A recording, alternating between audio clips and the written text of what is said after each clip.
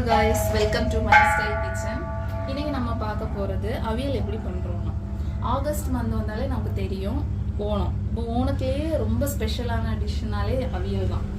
அது மட்டும் கிடையாது, நம்ம நாகர்கோவில் சைடில் பார்த்தாலும் அவியல்னால் ரொம்ப ஃபேமஸ். அப்போ அதை எப்படி பண்ண போகிறோம்னு பார்க்க போகிறோம். ஃபஸ்ட்டு அதுக்கு தேவையான இன்க்ரீடியன்ட்ஸ் என்னென்னு பார்ப்போம். ஃபஸ்ட்டு அதுக்கு தேவையானது ஓனியன், ஒரு பெரிய சைஸ் ஓனியன், அதோட ஹாஃப்.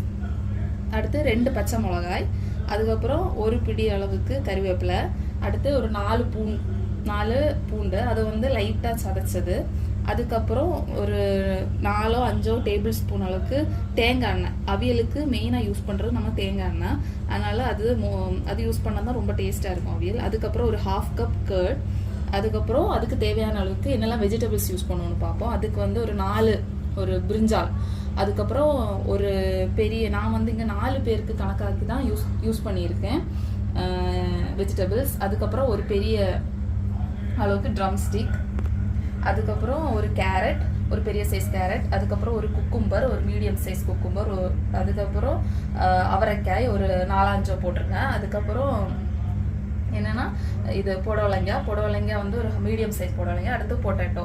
உங்களுக்கு என்னெல்லாம் வெஜிடபிள்ஸ் பிடிக்குமோ அதெல்லாம் போட்டிருக்கலாம். அப்போ நான் இங்கே மோஸ்ட்லி யூஸ் பண்ணுற வெஜிடபிள்ஸ் தான் போட்டிருக்கேன். அதுக்கப்புறம் ஒரு தேங்காயோட ஹாஃப் எடுத்திருக்கேன். அது வந்து மிக்சியில் போட்டு கிரைண்ட் பண்ணியிருக்கேன். ரொம்ப பண்ணக்கூடாது, லைட்டாக திருதிராக இருக்க மாதிரி தான் பண்ணணும். அதுக்கப்புறம் ரா பெனானா, அது வந்து நான் தனியாக வச்சுருக்கேன், அதை நான் உங்களுக்கு லேட்டர் எக்ஸ்பிளைன் பண்ணிக்கிறேன். அதுக்கப்புறம் வந்து ஜீரா பொடி ஒரு 2 டீஸ்பூன் அளவுக்கு தேவைப்படும். அதுக்கப்புறம் 1 டீஸ்பூன் அளவுக்கு மஞ்சத்தூள். இவ்வளவு தான் இன்க்ரீடியன்ட்ஸ். இன்னும் நம்ம எப்படி பண்ண போகிறோம்னு பார்ப்போம். ஃபஸ்ட்டு ஒரு 4-5 டேபிள் ஸ்பூன் அளவுக்கு கோகோனட் ஆயில் ஊற்றுறோம். அதை நல்லா இது பண்ணதுக்கப்புறம்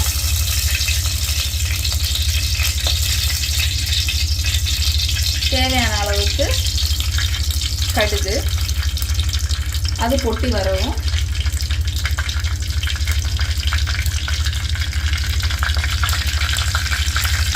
அடுத்து கறிவேப்பிலை போடுறோம்.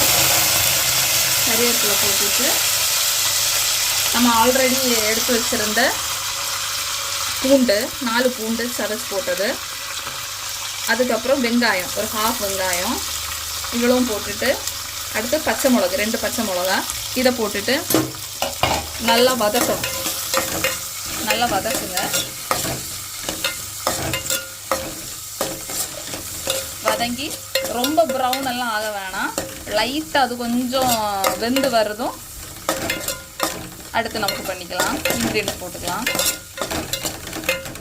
அது கொஞ்சம் நேரம் ஒரு 2 மினிட்ஸ் அளவுக்கு இதாகட்டும், கொஞ்சம் வேகட்டும்.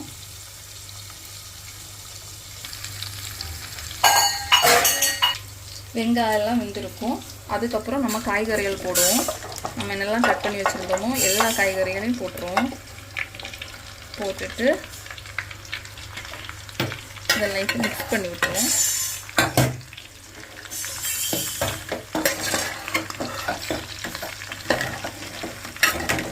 மிக்ஸ் பண்ணி விட்டுருவோம்.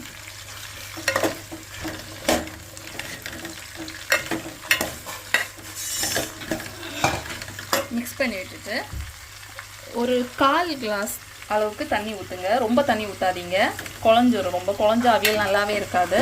ஒரு 1/4 கிளாஸ், ஏன்னா ஆல்ரெடி வெஜிடபிள்ஸில் தண்ணி இருக்கும், அதனால் ஒரு 1/4 கிளாஸ் அளவுக்கு போதும் தண்ணி ஊற்றிட்டு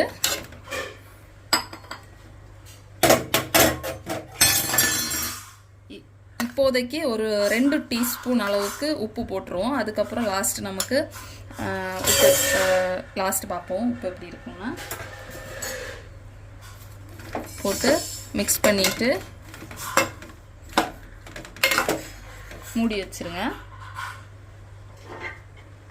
மூடி வச்சுட்டு ஒரு 10 to 15 மினிட்ஸ் அப்படியே விட்டுருங்க, அது வேகிறது வர. அதுக்கப்புறம் நம்ம பார்ப்போம். இனி அடுத்து நம்ம இப்போது ஓரளவுக்கு காய்கறிகளெல்லாம் போட்டதெல்லாம் வெந்துருச்சு. இனி அதுக்கப்புறம் நம்ம ரா பெனானா போட்டுருவோம். ஏன் நான் ரா பெனானா லாஸ்ட்டில் போடுறேன்னா, அதை நம்ம ஃபஸ்ட்டே போட்டோம்னா ரொம்ப வந்து குழஞ்சிரும், அந்த டேஸ்ட்டே போகும். அதனால தான் அந்த மற்ற காய்கறிகளெல்லாம் கொஞ்சம் வெந்து வர டைமில் இதை போட்டால் போதும். அதுக்கப்புறம் கேஸ் எப்போவுமே நம்ம மீடியம் ஃப்ளேமில் தான் வச்சுருக்கணும். ஏன்னா காய்கறிகள் சில டைம் நான் அடியில் ரொம்ப பிடிக்கும், அதனால மீடியம் ஃப்ளேமில் வச்சு தான் இது பண்ணணும். அதுக்கப்புறம் நல்லா மிக்ஸ் பண்ணி விட்டுருங்க, ரொம்ப மிக்ஸ் பண்ணாதீங்க, லைட்டாக மிக்ஸ் பண்ணி விட்டுருங்க. மிக்ஸ் பண்ணி விட்டுட்டு நம்ம ஆல்ரெடி எடுத்து வச்சுருந்த மஞ்சள்தூள் 1 டீஸ்பூன் அளவுக்கு மஞ்சள்தூள் போட்டுருங்க. அதுக்கப்புறம் 1 டீஸ்பூன் அளவுக்கு ஜீரக பொடி,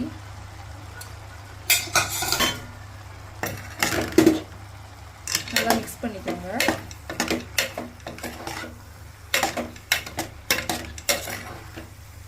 நல்லா மிக்ஸ் பண்ணிட்டு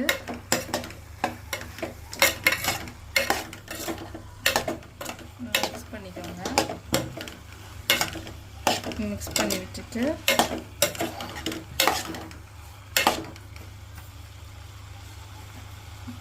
பனானா லீஃப், இது நம்ம வீட்டிலலாம் கிடைக்கிறது தான், இது போட்டு அதை க்ளோஸ் பண்ணி வச்சுருங்க. ஏன்னா இந்த பனானா லீஃப் போட்டு நம்ம க்ளோஸ் பண்ணி வச்சோம்னா இந்த பனானா லீஃபோட அந்த ஃப்ளேவர் ஸ்மெல் அதுவும் இந்த அவியலில் இறங்கணுன்னா ரொம்ப டேஸ்ட்டாக இருக்கும். அதனால தான் நான் அதை வச்சு க்ளோஸ் பண்ணிவிட்டு மீடியம் ஃப்ளேமில் போட்டு அதுக்கு மேலே இப்படி போட்டு க்ளோஸ் பண்ணி வச்சுருங்க. இது ஒரு 5 மினிட்ஸ் இப்படி போட்டு வச்சுருக்கோங்க.